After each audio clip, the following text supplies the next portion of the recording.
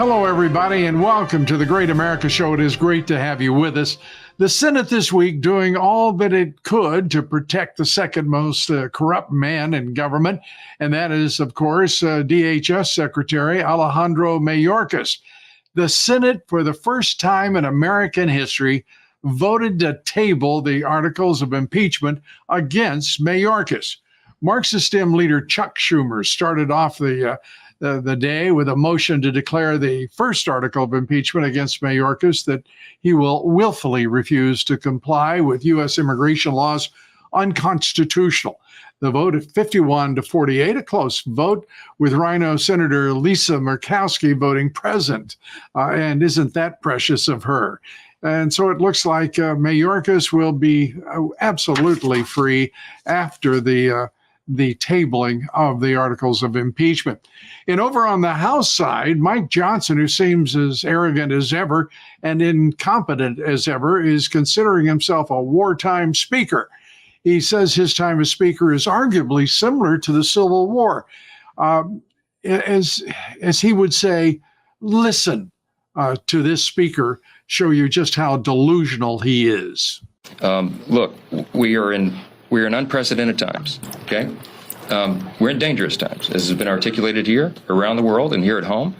We need steady leadership. We need steady hands at the wheel. Look, I regard myself as a wartime speaker. I mean, in a literal sense, we are. I knew that when I took the gavel. I didn't anticipate that this would be an easy path. Former Speaker Newt Gingrich posted a couple days ago on his social media that this is the hardest challenge that's faced a speaker probably in the history of the country, in the moment we're in right now. He said arguably maybe comparable to the Civil War, but maybe worse. I have to tell you, Mike Johnson is an utter disgrace. He's now obviously delusional and doesn't really have a very strong grip on American history. At this point, I don't see much of a difference between him and Hakeem Jeffries and the policies that they're pursuing, the way in which they are treating the Republican conference. And that is that Mike Johnson is treating the Republican conference like both a plaything and an enemy. There hasn't been a time, not one time since he took over as Speaker, that Johnson wasn't steamrolled by the Marxist Dems and that he wasn't awed by the intelligence community, the surveillance state. It's disgusting.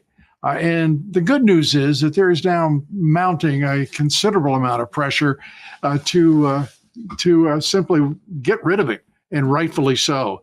In the case you haven't already been sold on the fact that Joe Biden has lost his mind, is seriously impaired cognitively, take a listen to the puppet president talking to a small crowd, of course. He only gets small crowds. In Scranton, Pennsylvania, what he likes to consider his hometown.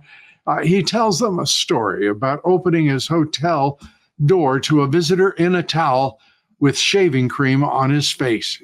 Awesome. It's just an awesome story. One day I showed up at All-Fear Convention, and I was in the motel, after the local motel, getting changed after the afternoon session, go back to the evening session.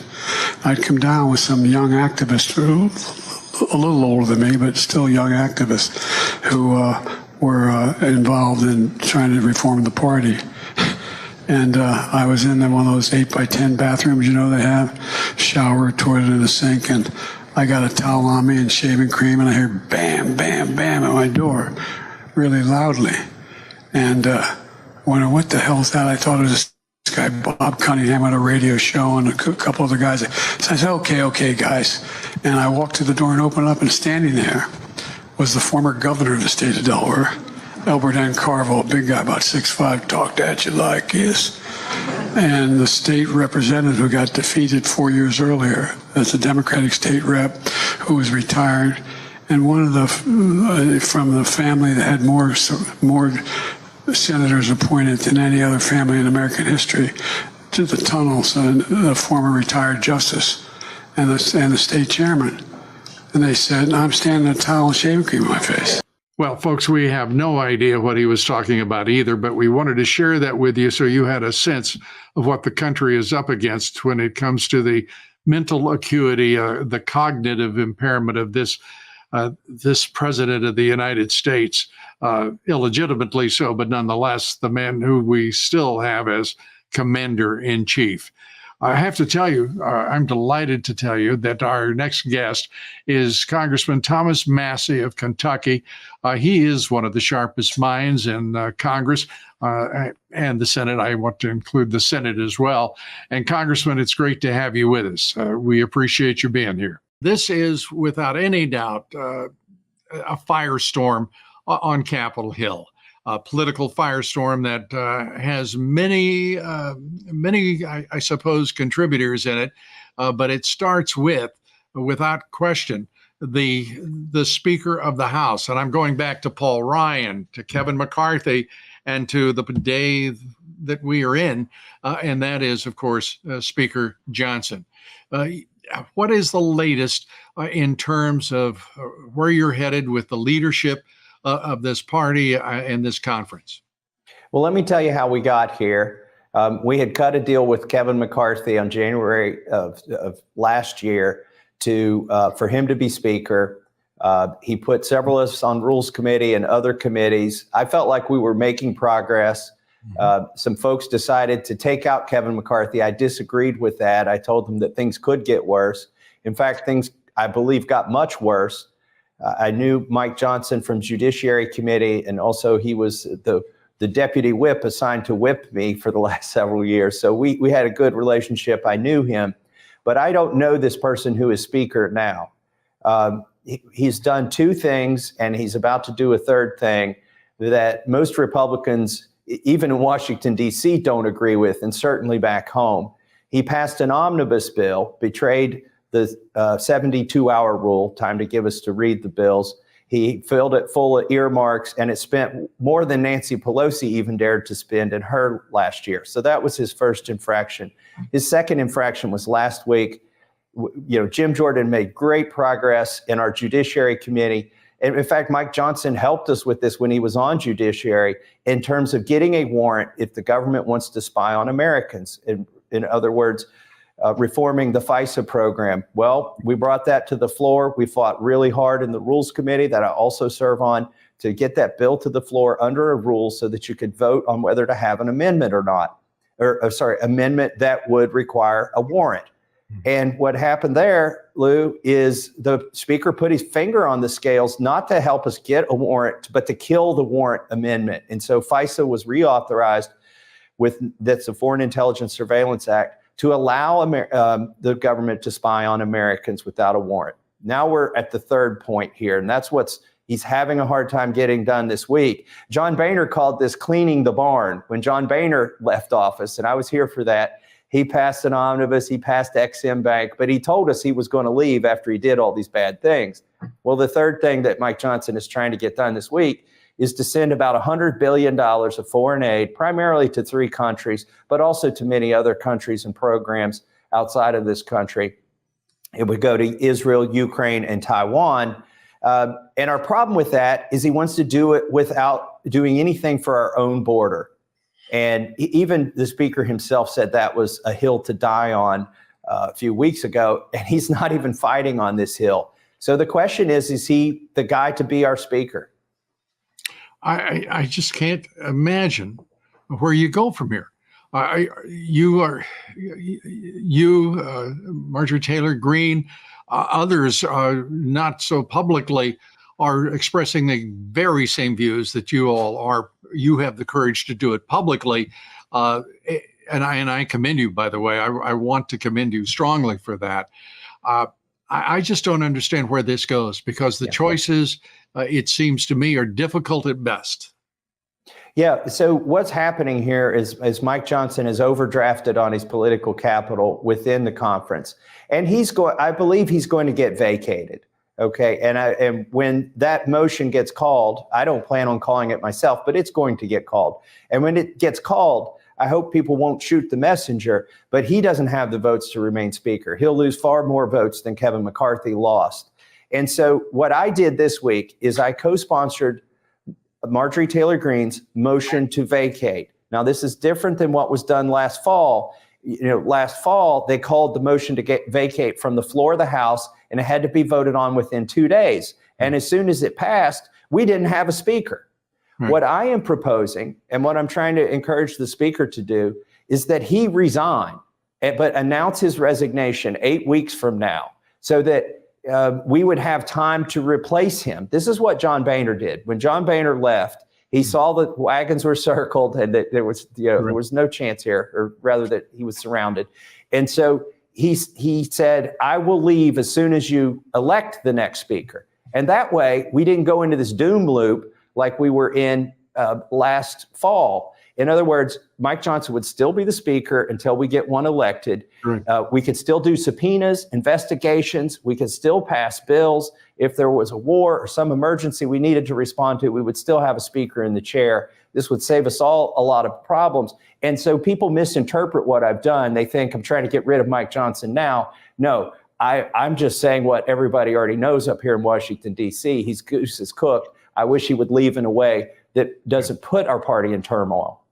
We're talking with Congressman Thomas Massie, and we're getting the inside story to the moment here from Congressman Massie, and we'll be right back after these quick words. Please stay with us.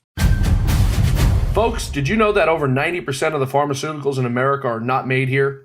We saw during the China virus pandemic what happens when we are dependent on other countries like China and India for our most critical pharma needs. Recent clusters of respiratory illness have been popping up around the world, and in the United States, it's dominating the headlines. It's also shedding light on the need to be prepared for an unexpected medical emergency. Will you have what your family needs when the next crisis hits? Our good friends Dr. Peter McCullough and Dr. Drew Pinsky over at The Wellness Company have just what you need with The Wellness Company's medical emergency kits. These kits include 8 life-saving medications with drugs like amoxicillin, Z-Pak, and ivermectin for you to keep on hand, along with the guidebook for safe use. From tick bites to COVID to extreme bioterror events, every scenario is covered. Go to twc.health/Dobbs and grab your medical emergency kit right now. Don't wait until you need it. Take control of your health today with the Wellness Company's medical emergency kit. We're back with Congressman Massie, and Congressman, I want to say, again, you are absolutely as rational and thought out on this. I was about to say as thought out as anyone. You are far more thought out and rational on this than anyone I've heard speak from Capitol Hill. Your feeling about the temper of the conference. Will they go along with this? Will obviously Speaker Johnson go along with it? Well, I asked him, man to man, I asked him to resign in our conference yesterday. He said they would not resign. Now, there are only 2 sponsors on the motion to vacate. It's not going to happen today or tomorrow, probably, unless somebody calls it up, but I don't intend to do that. The best thing that could happen here in Washington, D.C. is if 3 or 4 or 5 more people co-sponsor this motion to vacate, and then we can not call it to the floor yet, go to Speaker Johnson and say, look, here are the cards, show him the cards that he can no longer remain Speaker. This is not personal between me and Speaker Johnson. He has just on every major issue failed to negotiate anything of substance for the Republican Party. We understand, I especially understand, you're not going to get everything you want, especially in divided government, but you've got to get something. And we got nothing on the omnibus except more spending. We got nothing on FISA except for no warrants. And we're about to get nothing on all this foreign aid. We're not going to get a border security package. Right. And we just think we need a better negotiator, somebody who's more equipped for the job. Is there anyone advising him? Hopefully it's not Paul Ryan. Is it Paul Ryan? I think he would do well to have more advisors. I think this is the issue. Kevin McCarthy. Can I just see you deflect that? No, I'll listen, I'm going to get to the heart of it here. All right. Because I think you've identified the problem, but in a different way. Kevin had 4 or 5 congressmen he could go to who didn't agree with him most of the time, but he would listen to them and vet his ideas. For instance, I know he would talk to Jim Jordan or to me sometimes, and we wouldn't tell him what he wanted to hear, but he would listen. And then he had 4 or 5 inner circle staff who weren't afraid to tell Kevin McCarthy when it was a bad idea. And they would get in a circle and they would vet these ideas. I think that Speaker Johnson because of his rapid ascent, I mean, he was thrown in the hot seat quickly, does not have that council of advisors, either as peers in Congress or as staff. And is he how did we get here? Is the man this intimidated by either the job or intimidated by external forces? Is he caught in a position where his adversaries are leveraged against him? Is there, I'll just say it out loud, a blackmail? What happened to this man? Yeah, and I'm close enough to this to know that he's not blackmailed. He's an honest man. He's a good man.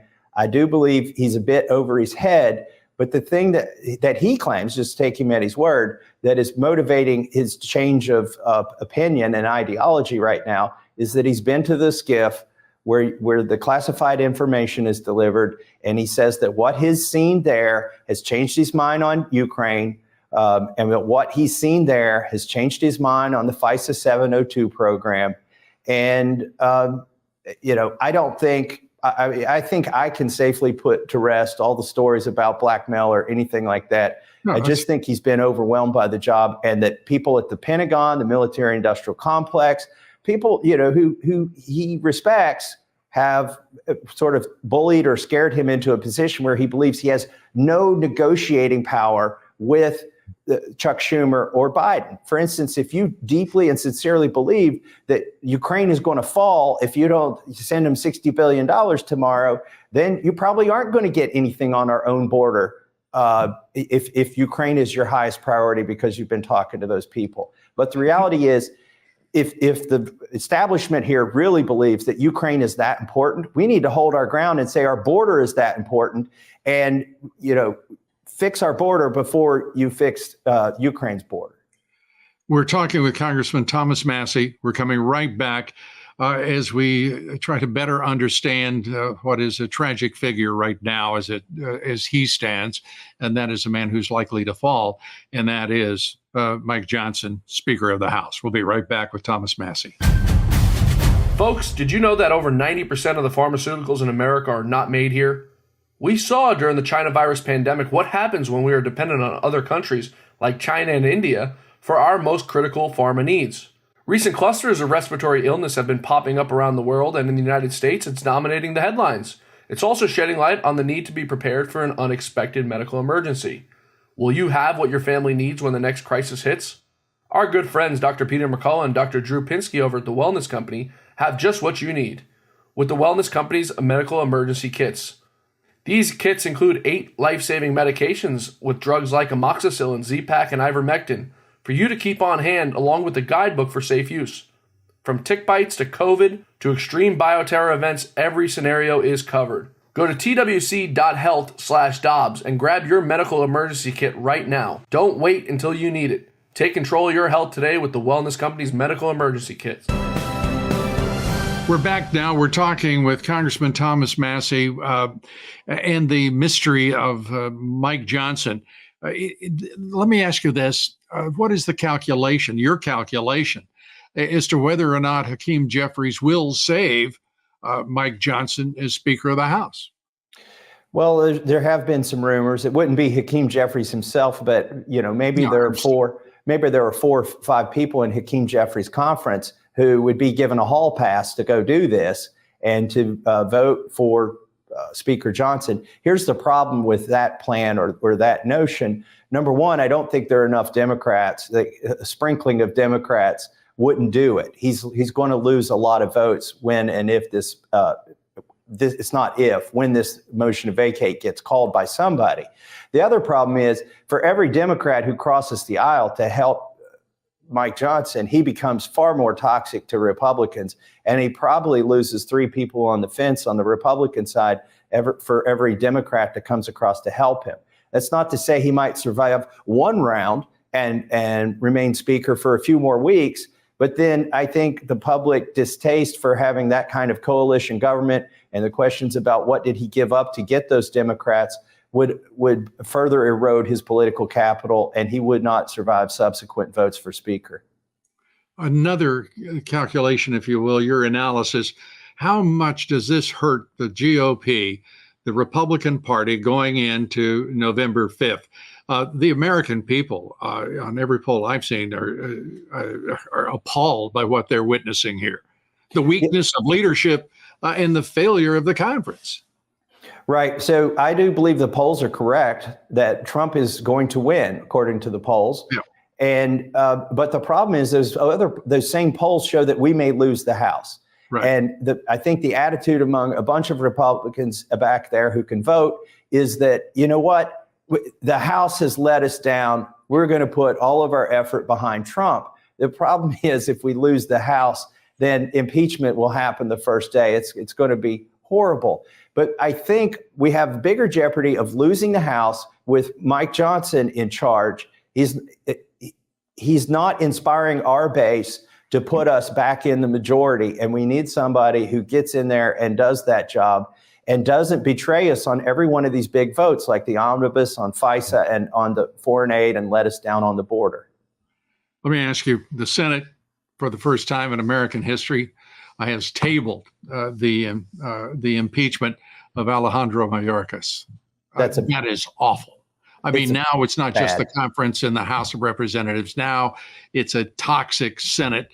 Those Republicans have much to be answer for.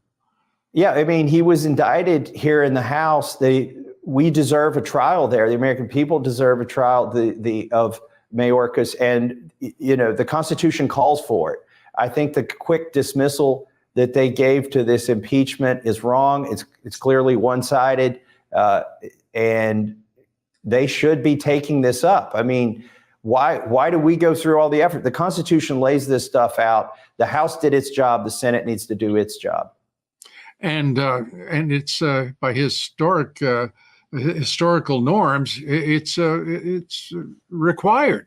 And simply Chuck Schumer and I believe it had to be with his hand gripped tightly around the hand of Mitch McConnell. It had to be both of them agreeing on this outcome, don't you think? There's definitely a uniparty over in the Senate.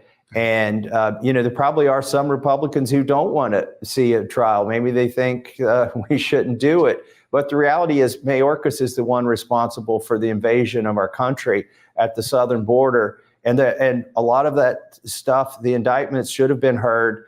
If you can't, that's basically what we do here in the House is indict. They've got to have the trial. They didn't have the trial, and the uniparty probably had a hand in stopping that. Well, the all-powerful uniparty, the deep state, the Marxist Dems and their sponsors and donors. Do you have a person, man or woman, who you think would be that speaker that could salvage the Republican Party and its prospects on November 5th? Well, Jim Jordan, without a doubt, would really renew, I think, people's faith in Congress. He showed in the Judiciary Committee that he will fight. The whole time he's been here, he will fight for Americans. He's smart when he does fight. He doesn't go off on wild goose chases. He would be a great person to lead this conference. I think he would inspire the fundraisers, the donors who aren't backing Congress right now, who've given up on us, to really double down and try again. So I think he's the leader, and he would be my first preference. And I'm going to say hallelujah, Congressman. I couldn't agree with you more. And by the way, on everything you've said here today and everything you say nearly every day, Thomas Massie, great American, great congressman, great representative for the people of Kentucky, his district, the most fortunate among them, because he represents them full time. Congressman Massie, thank you so much. Appreciate you being with us. I've been a fan of yours for decades, Lou. And thank you, everybody, for being with us here today. Be sure to join us this week for the Great America Show. Our guest will be former Congressman, CEO of Trump Media and Technology Group, Devin Nunes, and follow us on Twitter and Truth Social at Lou Dobbs, and on Facebook and Instagram at Lou Dobbs Tonight. Thanks, everybody. God bless you, and thank you for joining us. We appreciate it.